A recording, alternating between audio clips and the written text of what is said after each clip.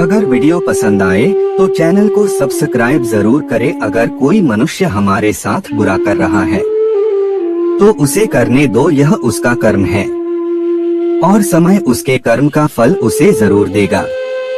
लेकिन हमें कभी भी किसी के साथ बुरा नहीं करना चाहिए, क्योंकि यही हमारा धर्म है। जिंदगी में सदैव अवसरों का आनंद लेना चाहिए, लेकिन किसी के भरोसे को तोड़कर नहीं। मनुष्य अपने सच्चे हृदय से जो दान दे सकता है वह अपने हाथों से नहीं दे सकता, और मौन रहकर हम जो कह सकते हैं वह हम अपने शब्दों से नहीं कह सकते। 10 बातें जो कृष्ण के जीवन को बनाती है महानतम। 1. शुरू से अंत तक जीवन संघर्ष ही है।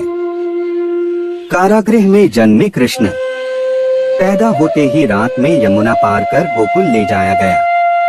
तीसरे दिन पुतना मारने आ गई। यहाँ से शुरू हुआ संघर्ष देह त्यागने से पहले द्वारिका डुबोने तक रहा। कृष्ण का जीवन कहता है, आप कोई भी हो, संसार में आए हैं तो संघर्ष हमेशा रहेगा। मानव जीवन में आकर परमात्मा भी सांसारिक चुनौतियों से बच नहीं सकता। कृष्ण ने कभी किसी बात की शिकायत नहीं की, हर परिस्थिति को जिया और जीता।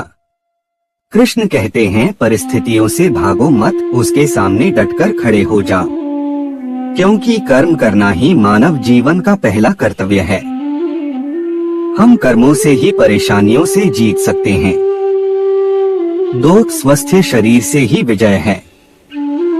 कृष्ण का बचपन माखन मिश्री खाते हुए गुजरा। आज भी भोग लगाते हैं हम, लेकिन ये संकेत कुछ और है। आहार अच्छा हो, शुद्ध हो, बल देने वाला हो।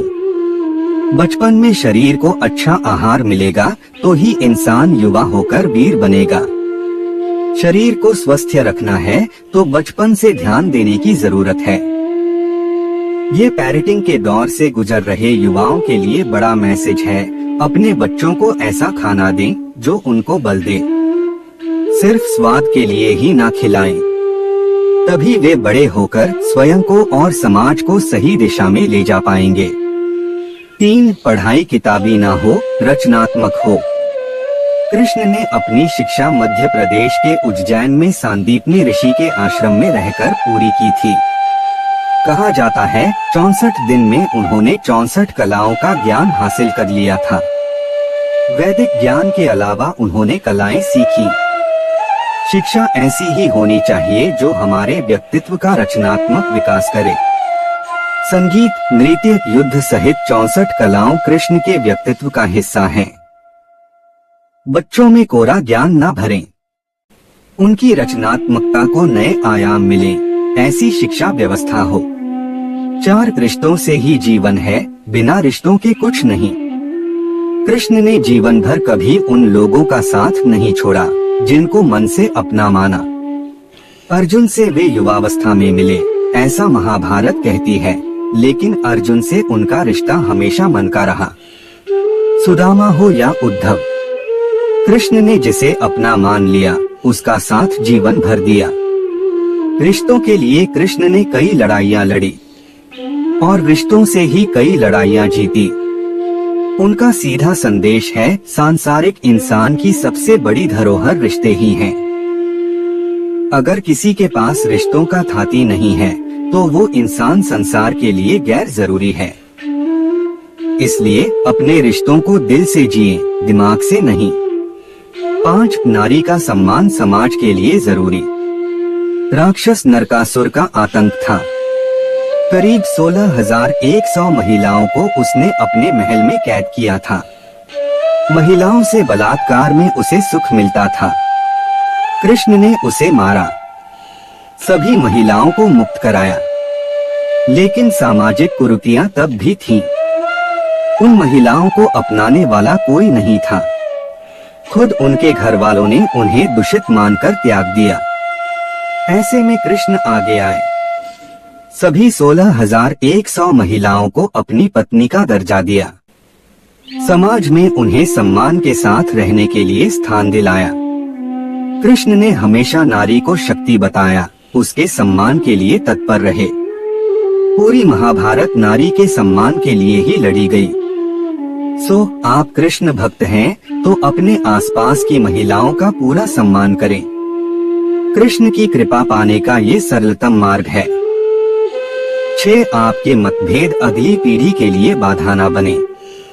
कम ही लोग जानते हैं कि जिस दुर्योधन के खिलाफ कृष्ण ने आजीवन पांडवों का साथ दिया, उसकी मौत का कारण भी कृष्ण की कूटनीति बनी। वो ही दुर्योधन रिश्ते में कृष्ण का समधी भी था। कृष्ण के पुत्र सांब ने दुर्योधन की बेटी लक्ष्मणा का अपहरण करके उससे विवाह किया था, क्योंकि लक्ष्मणा सांब से विवाह करना चाहती थी, लेकिन दुर्योधन खिलाफ था।